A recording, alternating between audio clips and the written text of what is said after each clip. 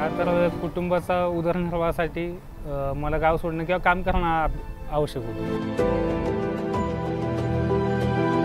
मुंबईला जाऊन मग मी गाडीवर ड्रायव्हिंग करत होतो आणि तिथलं जीवन एकदम असं म्हणजे धावपळीचं जीवन होतं. 2009 साली मी YLTP केला, मुंबई सोडली आणि मग गावामध्ये थांबलो.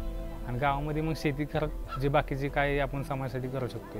मग जलसंधारणाची समस्या होती, ह्या ज्या समस्या होत्या त्यावर काम करायला मी सुरुवात केली. जोपर्यंत माझं गाव पाणी धारण करणार नाही तोपर्यंत मी माझं केस, दाढी आणि पायामध्ये चप्पल देखील नाही घालत.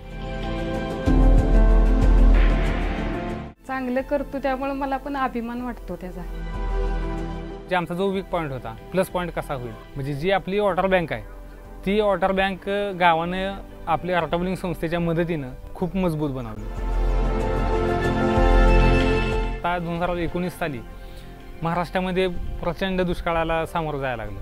पण आपलं जायगाव हे असं एकमेव गाव होतं की त्या गावाला सकाळ संध्याकाळ 2 टायमिंगला पाणी येतं.